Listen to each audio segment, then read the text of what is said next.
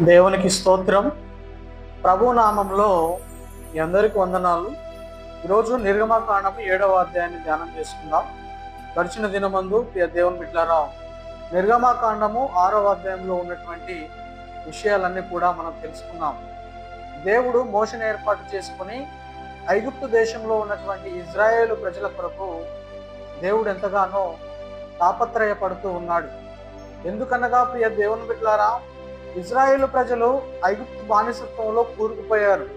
ఐగుప్తు రాజు వారిని వెట్టి చాకిరీల చేత, భయంకరమైనటువంటి పనుల చేత వారిని హింసిస్తూ ఉన్నాడు.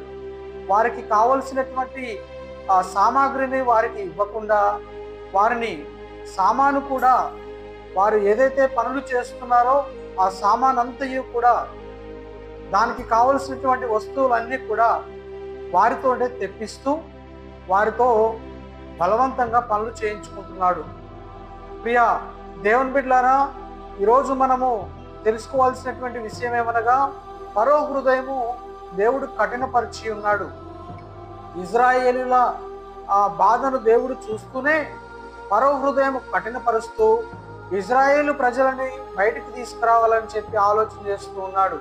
అందునిమిత్తమే దేవుడు మోషేను అహరోనులను ఏర్పాటు చేసుకుని, అహరోను ద్వారా మరి మోషే యొక్క నోటికి బూరగా ఉండి అహరోను ఫరో దగ్గరికి వెళ్ళి మాట్లాడే విధంగా దేవుడు మోషేతో కూడా అహరోనుని ఏర్పాటు చేసుకుని వారిద్దరిని కూడా ముందుకు కొనసాగిస్తూ ఉంటున్నాడు.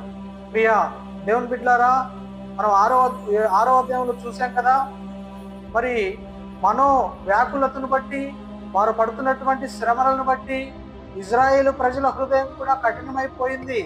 ఎందు నిమిత్తం అంటే, ఇజ్రాయేలు ప్రజలు ఐగుప్తు ఫరో కింద బానిసలుగా బ్రతుకుతూ ఉన్నారు. ఒకవేళ ఫరో రాజుకు అడ్డం తిరిగితే పనిని మరి ఒత్తిడితో ఇంకనూ బాధిస్తాడేమో అని చెప్పి వారు ఆలోచిస్తూ ఉన్నారు. పని ఎక్కువ చేస్తాడేమో, మాతో ఇంకా రకరకాలైనటువంటి పనులు చేయిస్తాడేమో, ఎందుకు వచ్చినది అని చెప్పి వారి మనసులో అనుకొని ఉండవచ్చు. అయినను దేవుడు మోషే ద్వారా వారికి చెప్పవలసినటువంటి విషయాలన్నీ కూడా చెప్పడానికి దేవుడు ప్రయత్నాలు చేస్తూ ఉంటున్నాడు. దేవుని బిడ్డలారా, మనం ఒకసారి ఆ ఇజ్రాయేలు ప్రజల యొక్క పరిస్థితిని గమనిస్తే, దినదినము వారి యొక్క వెట్టి చాకిరి ఎక్కువైపోయింది. వారు చేస్తున్నటువంటి పనులు ఎక్కువైపోతా ఉన్నాయి. భయంకరమైనటువంటి బరువుల చేత ఫరో రాజు వారిని బాధ పెడుతూ ఉంటున్నాడు. వారి చేత వెట్టి చాకిరి చేయిస్తూ, వారిని దుఃఖ పెడుతూ, వారిని బాధ పెడుతూ, వారిని కొడుతూ, ఒకవేళ వారికి అనారోగ్య పరిస్థితి వచ్చినప్పటికీ కూడా వారిని విడిచిపెట్టేటట్లు మరి వారి మీద నియమించబడినటువంటి అధికారులకు చెప్పాడు. కనుక వారు భయంకరముగా ఆ శ్రమలకు గురవుతూ, వేదనలకు గురవుతూ వారు భయపడుతూ ఉంటున్నారు. దానిని చూసినటువంటి దేవుడు మోషే అహరోనులను మరలా పిలుస్తూ ఉన్నాడు.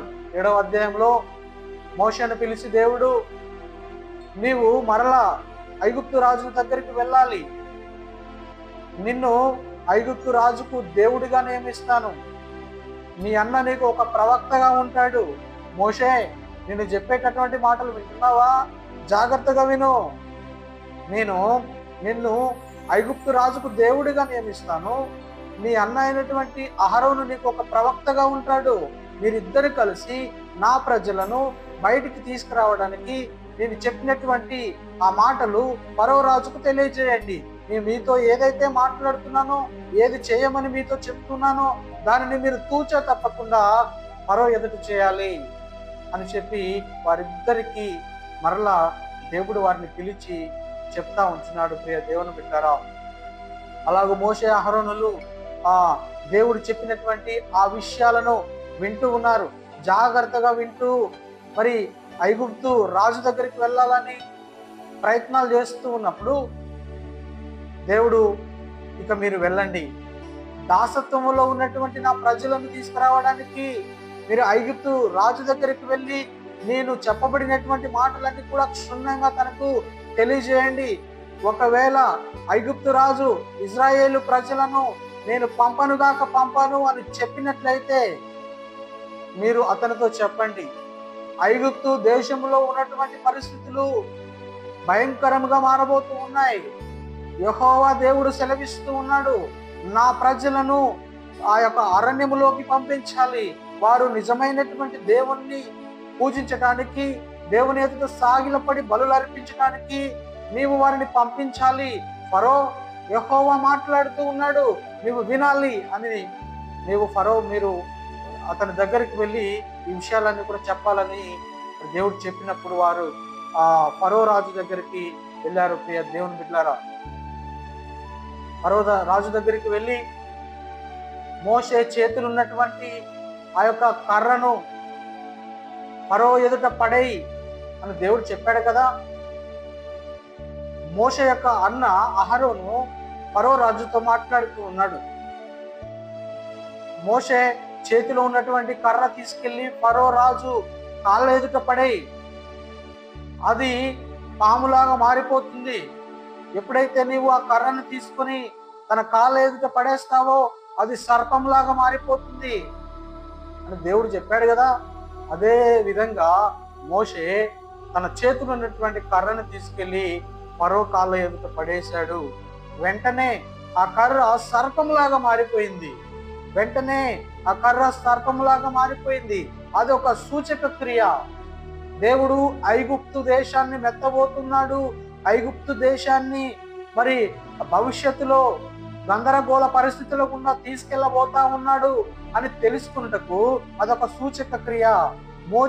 మోషే చేతిలో ఉన్నటువంటి ఆ కర్ర పాములాగా మారిపోయింది. అది చూసినటువంటి ఫరో తన దగ్గర ఉన్నటువంటి మంత్రగాళ్లను, జ్ఞానులను, గారడి విద్య చేసేటటువంటి వారిని అందరిని పిలిపించి వారి చేతిలో ఉన్నటువంటి కర్రలను మోషే కర్ర ఎదుట, అనగా ఆ సర్పముగా మారిన ఆ యొక్క సర్పం ఎదుట ఆ కర్రలను పడివేయగానే అవి కూడా సర్పములాగా మారిపోయాయి. ఫరో రాజు దగ్గర ఉన్నటువంటి విద్వాంసులు, మంత్రగాళ్ళు, సోదగాన్లు, శకునగాన్లు, జ్ఞానవంతులు, గారడి విద్య కలిగినటువంటి వారు వారి ప్రావీణ్యతను ఇక్కడ మోషే ఎదుట కనబరుస్తూ ఉంటున్నారు. ప్రియ దేవుని బిడ్డలారా, దేవుడు చేసినటువంటి సూచక క్రియ ఎదుట అలాగే ఏమాత్రము తీసిపోకుండా వారు కూడా కర్రలను కింద పడేయగానే అవి పాములాగా, సర్పములాగా మారిపోయాయి. వెంటనే అహరోను కర్ర, ఆ యొక్క గారడి విద్య, మంత్ర విద్యలు నేర్చుకున్నటువంటి ఆ శాస్త్రులు, జ్ఞానులు, శకునగాండ్ర యొక్క ఆ కర్రలు కింద పడేసినప్పుడు అవి పాములాగా మారిపోయాయి కదా. వాటన్నిటిని కూడా అహరోను కర్ర మింగివేసింది. అయ్యో విచిత్రంగా ఉందే. ఫరో చూస్తూ ఉన్నాడు. అహరోను కర్ర వారి యొక్క కర్రలను మింగివేసింది. మింగివేసిన వెంటనే ఫరో తన హృదయంలో అనుకుంటా ఉన్నాడు. తన కఠినమైనటువంటి హృదయంలో అనుకుంటా ఉన్నాడు, ఇదేంటి విచిత్రం జరిగిపోయింది. నా దగ్గర ఉన్నటువంటి విద్వాంసులు, గారడి విద్యగాళ్ళు, మంత్రగాళ్ళు, వీరు చేసినటువంటి ఆ కర్రలు ఈ యొక్క దేవుడు చేతిలో వాడబడుతున్నటువంటి అహరోను కర్ర మింగివేసిందేంటి అని చెప్పి విచిత్రముగా చూసి ఉంటాడు. ప్రియ దేవుని బిడ్డలారా, అలా చూసినప్పటికీ ఫరో హృదయము దేవుడు కఠినపరిచాడు. ఆ సూచక క్రియ నేను చేసినప్పటికీ కూడా ఫరో మిమ్మల్ని నమ్మడు. నేను అతని హృదయమును కఠినపరిచాను.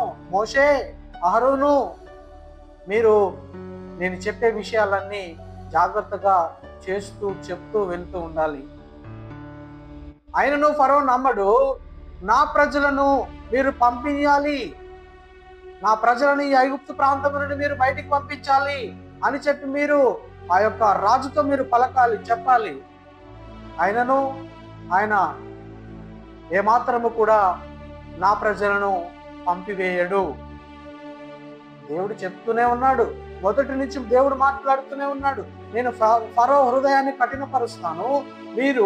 నేను చెప్పే మాటలు విని ప్రతి క్షణము నేను ఎప్పుడైతే మిమ్మల్ని పంపిస్తానో అప్పుడు మీరు వెళ్ళి ఫరో దగ్గర మాట్లాడాలి. నేను చేయబోయే అద్భుతాలు, ఆశ్చర్య కార్యాలు, సూచక క్రియలు అన్ని కూడా ఫరో ఎదుట మీరు చేయాలి అని చెప్తూ వస్తూ ఉన్నాడు దేవుడు. ప్రియ దేవుని బిడ్డలారా, అలా చెప్తూనే నా ప్రజలతో కూడా మీరు మాట్లాడాలి, ఇజ్రాయేలు ప్రజలతో మీరు మాట్లాడాలి.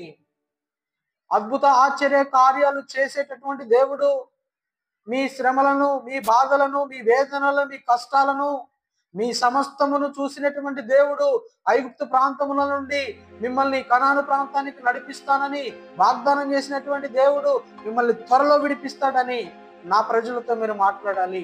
మోషే, దినదినము ఇజ్రాయేలు ప్రజలతో నీవు మాట్లాడాలి. మోషే, నీవు మాట్లాడుతూనే ఉండాలి.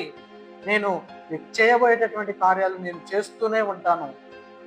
నీ పని నీవు మాట్లాడడం, నేను చెప్పేటటువంటి ప్రతి మాట ఇజ్రాయేలు ప్రజలతో చెప్పడం, మోషే దగ్గరికి వెళ్ళి నేను చేయబోయేటటువంటి సూచక క్రియ చేయడం, ఇదే నీ పని. మోషే, వెళ్ళి చెప్తున్నావు కదూ అని మోషే ఆహారములతో దేవుడు మాట్లాడుతూ వస్తూ ఉన్నాడు. దేవుని బిడ్డలారా, అలా చెప్తూ ముందుకెళ్తూ ఉన్నప్పుడు మరీ ఎక్కువగా ఫరో హృదయము కఠినమైపోతా ఉంది, దినదినము బండబారిపోతా ఉంది. దేవుడు అంటే ఎవరో, దేవుడు చేసేటటువంటి సూచక క్రియలు, అద్భుతాలు, ఆశ్చర్య కార్యాలు ఎలా ఉంటాయో ఫరో తెలుసుకోలేకపోతా ఉన్నాడు. తన హృదయము కఠినమై బండలాగా మారిపోయింది. బండ వంటి హృదయము ఫరో హృదయం అయిపోయింది. ప్రియ దేవుని బిడ్డలారా, అలాగూ చూసి చూడనట్లుగానే ఫరో వెళ్ళిపోతా ఉంటున్నాడు. మోసే చేసేటటువంటి ఆ అద్భుతాన్ని చూసి కూడా ఫరో చూసి చూడనట్టుగా వెళ్ళిపోతా ఉన్నాడు. అయితే దేవుడు ఊరుకుంటాడా? దేవుడు విడిచిపెడతాడా? దేవుడు తన ఆలోచనలు, తన ప్రణాళిక, తను కలిగి ఉన్నటువంటి ఆలోచనలు వేరు. ఇజ్రాయేల్ ప్రజలను బయటికి తీసుకురావాలని దేవుడు ఆశపడతా ఉంటున్నాడు. అది దేవుని యొక్క ప్రణాళిక. ఈ ఇజ్రాయేల్ ప్రజలేమో ఫరోకు భయపడి ఫరో చెప్పినదల్లా చేసుకుంటూ, మోషే మాట్లాడినటువంటి మాటలను కడచెవిన పెడుతూ వారి హృదయాలను కఠినపరుచుకుంటా ఉన్నారు. మనోవ్యాకులతను బట్టి, ఆ శ్రమలను బట్టి, వారు పడుతున్న బాధలను బట్టి వారి హృదయాలను కూడా కఠినపరుచుకుంటూ ఉన్నారు. అయ్యో, మా గురించి మోషే అహరోనులను దేవుడు పంపించాడేమో, మేము వెళ్ళి ఫరో రాజుతో మేము కూడా వెళ్ళి బ్రతిమాడుకుంటాం, మాట్లాడతాం, మాకు పర్మిషన్ ఇప్పించండి, మేము దేవుని దగ్గరికి వెళ్ళి పూజించి మరలి వస్తామనేటటువంటి విషయాన్ని వారు చెప్పలేకపోతా ఉన్నారు. వారు భయపడతా ఉన్నారు. ఫరో దగ్గరికి వెళ్ళి మాట్లాడాలంటే ఇజ్రాయేల్ ప్రజలు మాట్లాడలేకపోతా ఉంటున్నారు. ప్రియ దేవుని బిడ్డలారా, ఎందుకు మాట్లాడలేకపోతా ఉంటున్నారు? వారి హృదయంలో ఒక భయం ఉంది. ఎదురు మాట్లాడితే పని రెట్టింపు అవుతా ఉంది. ఫరో వారి పనిని రెట్టింపు చేస్తా ఉన్నాడు. వారిని ఇంకా కష్టాల గుండా, వారి వేదనల గుండా, బాధల గుండా వారిని తీసుకెళ్తా ఉంటున్నాడు. ఎందుకు వచ్చిన బాధ? ఆయన పని చెప్తే సప్పుడు చేయకుండా, మేలకుండా పనిని చేస్తూ పోతే సరిపోలే అని చెప్పి వారు ఆలోచనలు చేసుకుంటూ ఉండి ఉంటారు. మోసే చెప్పిన మాట వారికి వినబడట్లేదు. దేవుడు మిమ్మల్ని రక్షిస్తాడు, నా ప్రజలారా, యెహోవా మిమ్మల్ని ఒక దినాన బయటికి తీసుకొస్తాడు, నమ్మండి అని మోసే మొత్తుకున్నా గానీ వారు వినే స్థితిలో లేరు. ప్రియ దేవుని బిడ్డలారా, అయినను దేవుడు వారిని విడిచిపెట్టట్లేదు. ఒక దినమందు వారిని బయటికి తీసుకురావడానికి ప్రణాళిక సిద్ధం చేస్తూ ఉన్నాడు. మరొక దినమందు మోషే అహరోనులతో దేవుడు ఈ విధంగా మాట్లాడుతూ ఉన్నాడు. ప్రియ దేవుని బిడ్డలారా, నీవు ఫరో యొక్క నది దగ్గరికి వెళ్ళు. పొద్దున్నే ఫరో స్నానం చేయడానికి నది దగ్గరికి వస్తాడు కదా. ఫరో వచ్చినప్పుడు నీ కర్రతో పాముగా చేసినటువంటి ఆ కర్రతో మరలా నీవు ఆ నదిలో కొట్టు. ఫరో స్నానం చేసేటటువంటి ఆ నది మీద దగ్గరికి వెళ్ళి ఆ నదిని నీవు కొట్టు, వెంటనే అది రక్తముగా మారిపోతుంది మోషే అని మోషేతో చెప్పినప్పుడు మోషే వెళ్ళాడు. ఫరో ఉదయకాల సమయంలో ఆ నది దగ్గరికి రావడాన్ని గమనించి ఫరో దగ్గరికి వచ్చి అహరోను ద్వారా మాట్లాడిస్తూ ఉన్నాడు. నా ఇజ్రాయేలు ప్రజలను ఇకనైనా పంపిస్తావా రాజా? నీ కింద ఉన్నటువంటి నా ఇజ్రాయేలు ప్రజలని అరణ్యముకి వెళ్ళి పూజించడానికి, దేవుణ్ణి మొక్కుబడులు చేయడానికి ఇకనైనా పంపిస్తావా? దేవుడే మాట్లాడుతున్నాడు. రాజా, త్వరలోని దేశం మీదకి భయంకరమైనటువంటి శాపం రాబోతుంది. విలవిలలాడేటటువంటి పరిస్థితులు రాబోతా ఉన్నాయి రాజా. ఇకనైనా నా ఇజ్రాయేలు ప్రజల్ని విముక్తి నుండి, నీ బానిసత్వం నుండి విడిపించి పంపిస్తావా రాజా అని చెప్పి ఫరోతో మాట్లాడుతున్నప్పుడు ఫరో ఏమాత్రము కూడా క్షమిన పెట్టట్లేదు, వినట్లేదు. కఠినమైనటువంటి హృదయం కలిగి ముందుకెళ్తా ఉంటున్నాడు. అందును బట్టి మోషే తన చేతిలో ఉన్నటువంటి అహరోను కర్రను తీసుకెళ్లి నది మీద కొట్టాడు. ప్రియ దేవుని బిడ్డలారా, వెంటనే ఆ నదిలో ఉన్నటువంటి నీళ్ళన్నీ కూడా రక్తమయముగా మారిపోయాయి. ఇది రెండవ ఒక సూచక క్రియగా మనకు కనిపిస్తా ఉంది. ఆ నీళ్ళన్నీ కూడా రక్తముగా మారినప్పుడైనా ఫరో హృదయము, ఆ కఠినమైనటువంటి హృదయము మెత్తబడాలి కదా, మారిపోవాలి కదా. అక్కడ కూడా ఫరో రాజు చూడనట్టుగా ఉన్నాడు, గమనిస్తూ ఉన్నాడు. ఆ నీళ్ళన్నీ కూడా ఆ కంపు కొడతా ఉన్నాయి. ఆ నదిలో ఉన్నటువంటి చేపలు, జలచరములు అన్ని కూడా చచ్చిపోయి కంపు కొడతా ఉన్నాయి. ఆయనను ఫరోకు పట్టదే, ఫరో హృదయము మారిపోదే, ఫరో హృదయము మెత్తబడదే. బండబారినటువంటి ఫరో హృదయము గలవారు మన మధ్యలో ఉన్నారా? ఎన్నిసార్లు దేవుని గురించి చెప్పినను, దేవుని వాక్యం గురించి చెప్పినను విన్నట్టే వింటారు, కానీ బయటికి వెళ్ళిన తర్వాత ఆ హృదయాన్ని మరలా కఠినపరుచుకుంటారు, బండలాగా మార్చుకుంటారు. అలాంటి వారు మన మధ్యలో లేరా? ఫరో హృదయము కలిగినటువంటి వారు మన హృదయంలో లేరా? బ్రతిమిలాడి చెప్పినప్పటికీ వినే స్థితిలో కొంతమంది ఉండరు. అరే అది పాపము, అది తప్పు, అది మహాభయంకరమైనటువంటి ఆ వ్యసనము, నీవు దాని జోలికి వెళ్ళొద్దు, అటువైపు నువ్వు వెళ్ళొద్దు, ఆ వ్యభిచారం వైపు నువ్వు తిరగొద్దు, నీ హృదయము కుళ్ళిపోతుంది, నీ హృదయం పాడైపోతుంది అని నీవు ఎన్నిసార్లు చెప్పినప్పటికీ నీ హృదయం మారదే. ఎంతసేపు చెప్పినంత చెప్పే నువ్వు వింటావు, తర్వాత నీ హృదయ కాఠిన్యమును బట్టి నీవు చేసే పని నీవు చేస్తావు. అది తప్పు అని చెప్పినప్పటికీ నీవు వినే స్థితిలో లేవు. అది ఫరో హృదయము, ఫరో వంటి హృదయము. అనేక మంది సేవకులుగా, దేవుని సేవిస్తున్నటువంటి విశ్వాసులుగా నీతో మాట్లాడుతూ ఉన్నప్పుడు, నీతో చెప్తూ ఉన్నప్పుడు అది వంకర టింకర దారి, నీవు వెళుతున్నటువంటి దారి సరైనటువంటి మార్గం కాదు అని నీతో వారు మాట్లాడుతూ ఉన్నప్పుడు నీవు సరి చేసుకోవేం? నీవు సరైనటువంటి మార్గంలో నడవడానికి ప్రయత్నం చేయవేం?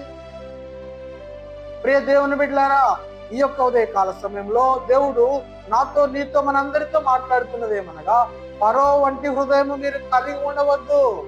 ఆ రాతి హృదయము, బండ హృదయము, కఠిన హృదయము, మీ హృదయము దేవుని చేతిలో పెట్టి దేవుడు చెప్పినట్టు చేస్తే ఆ హృదయము నునుపైనటువంటి హృదయముగా, సున్నితమైనటువంటి హృదయముగా, మెత్తబడినటువంటి హృదయముగా, ప్రేమ కలిగినటువంటి హృదయముగా, దాతృత్వము కలిగినటువంటి హృదయముగా దేవుడు మారుస్తున్నాడు. దేవుని నామానికి మహిమ కలుగును గాక. ఈ మాటలు వింటున్నటువంటి సహోదరుడా, సహోదరి, నీ తల్లిదండ్రులు నీతో మాట్లాడుతూ ఉన్నప్పుడు, అమ్మా అది మంచిది కాదు తల్లి, నీవు అలా చేయడము కరెక్ట్ కాదు, నీవు సరైనటువంటి మార్గంలో వెళ్ళట్లేవు తల్లి అని నీ తల్లిదండ్రులు నీతో మాట్లాడుతూ ఉన్నట్లయితే నీ కఠినమైన హృదయాన్ని మార్చుకోవడానికి ప్రయత్నం చేయాలి. నీ బండబారిపోయినటువంటి హృదయాన్ని మార్చుకునే ప్రయత్నం చేయాలి. నీ తల్లిదండ్రులుగా నీతో వారు మాట్లాడుతున్నప్పుడు నీవు సరి చేసుకునేటటువంటి ప్రయత్నం చేయాలి, కానీ నీ హృదయాన్ని ఇంకా కఠినపరుచుకునే ప్రయత్నం చేయొద్దు, ఏమాత్రము చేయొద్దు. సహోదరి, సహోదరుడా, యవనేచ్ఛల నుండి నీవు పారిపోవాలి. చిన్నతనములో నీవు త్రాగుడు వ్యసనముకు బానిసైపోయి నీ అవయవాలను పాడు చేసుకుంటూ ఉన్నట్లయితే, భయంకరమైనటువంటి వ్యభిచార తలంపులు, ఆలోచనలు కలిగి నీవు ముందుకు సాగుతూ ఉన్నట్లయితే, దుర్వ్యసనాలకు నీవు పాల్పడుతూ ఉన్నట్లయితే, దొంగతనాలకు నీవు పాల్పడుతూ ఉన్నట్లయితే, ప్రియ సహోదరుడా, నీ హృదయాన్ని నీవు మార్చుకోవాలి.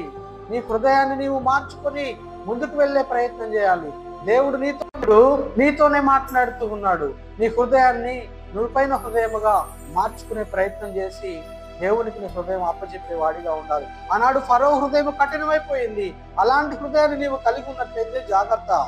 ఎన్ని మార్లు మోషే దేవుడు మాట్లాడుతున్నాడు, ఈ రాజ్యంలో భయంకరమైనటువంటి శ్రమలు, ఇరుకు ఇబ్బందులను, భయంకరమైనటువంటి సూచనల చేత ఈ దేశాన్ని బాధించబోతా ఉన్నాడని మోషే అహరోనులు చెప్పినప్పుడు ఫరో రాజు మాత్రం వినలేదు. విననట్టుగానే, అవన్నీ వింటూనే విననట్టుగానే నటిస్తూ ముందుకెళ్ళాడు. ఒక దినమందు ఆ యొక్క నది నీళ్ళన్నీ కూడా రక్తముగా మారిపోయాయి. ఆ దేశంలో ఉన్నటువంటి నదులు, చెరువులు, కుంటలు ప్రతిదీ కూడా రక్తముగా మారిపోయి త్రాగలేనటువంటి పరిస్థితుల గుండా ఆ యొక్క దేశంలో ఉన్నటువంటి చెరువులు, నదులు, కాలువలు కంపు కొట్టేసాయి. ప్రియ దేవుని బిడ్డలారా, దేవునికి నీ హృదయము ఇవ్వకపోతే నీ జీవితము కంపు కొట్టిపోతుంది, నీ జీవితము భంగమైపోతుంది. నీ కఠినమైనటువంటి హృదయము, నీ వ్యసనములో ఉన్నటువంటి నీ హృదయము మార్చుకోకుండా, దేవునికి ఇవ్వకుండా నీ జీవితాన్ని గడుపుతూ ముందుకెళుతూ ఉన్నట్టయితే కంపు కొట్టిపోతుంది, కంపు కొట్టిపోతుంది. నీవు నరకానికి దగ్గరగా అయిపోతావు.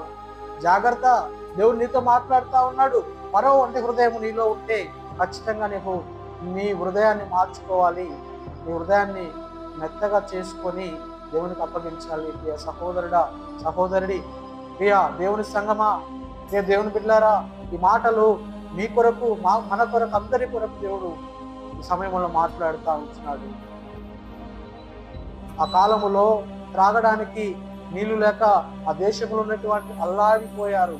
ఆ దేశంలో నివసించేవారు అల్లారిపోయారు. వారి గృహాల్లో ఉన్నటువంటి వారు సిద్ధపరచుకున్నటువంటి ఆ బోలెములలో, గిన్నెలలో, బకెట్లలో, ఆ యొక్క ఎక్కడైతే వారు నీటిని నిల్వ చేసుకున్నారో అవన్నీ కూడా రక్తముగా మారిపోయాయి, రక్తముగా మారిపోయాయి.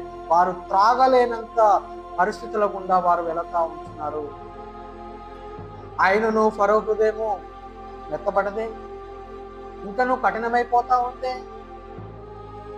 కనుక ప్రియ దేవుని బిడ్డలారా, వారు ఆ దేశంలో ఉన్నటువంటి వారు నీళ్లు త్రాగలేక ఆ యొక్క కాలువల పక్కల, చెరువుల పక్కల, ఆ యొక్క నదుల పక్కల చెలిమెలు తీసుకొని నీళ్లు తాగే ప్రయత్నం చేస్తా ఉన్నారట. ఆ నదిలో ఉన్నటువంటి నీళ్ళన్నీ కూడా రక్తముగా మారిపోయాయి. చేపలు, కప్పలు, పురుగులు, జలచరములు అన్నీ కూడా చచ్చిపోయి కంపు కొడతా ఉన్నాయి. ఆ నీరు వారు తాగలేనటువంటి పరిస్థితుల్లో గుండా వెళతా ఉంటున్నారు. అప్పుడు దేవుడు వారితో మాట్లాడుతూ ఉన్నాడు. నా ప్రజలను బయటికి పంపిస్తేనే సరే, లేకుంటే ఈ ఐగుప్తు ప్రాంతం అంతా కూడా అల్లాడిపోతుంది. తాగే నీళ్లు లేక ఇంకా భయంకరమైనటువంటి శ్రమలు రాబోతా ఉన్నాయి. జాగ్రత్త అని మోషే అహరోనుల ద్వారా ఫరో రాజుకు హెచ్చరికను జారీ చేస్తూ ఉంటున్నాడు. దేవుడు ఫరో రాజుతో మాట్లాడుతూ, వారి ద్వారా మాట్లాడుతూ హెచ్చరికను జారీ చేస్తూ ఉన్నప్పటికీ కూడా ఫరో హృదయం బండబారిపోతా ఉంది. దినదినము మరీ కఠినముగా మారిపోతా ఉంది. ఏ దేవుని బిడ్డలారా, ఈరోజు నీ హృదయము, నా హృదయము ఎలా ఉంది? ఎలా మారిపోతా ఉంది? క్షణక్షణము ఎలా మారుతూ ముందుకెళ్తా ఉంది? నీవు నేను ఆత్మ పరిశీలన చేసుకొని ముందుకు వెళ్లాల్సిందిగా నేను ప్రభుపేట మనం చేస్తూ ఈ నా మాటలు ముగిస్తా ఉన్నాను. దేవుని నామానికి మహిమ కలుగును గాక. ఆమేన్, ఆమేన్, ఆమేన్.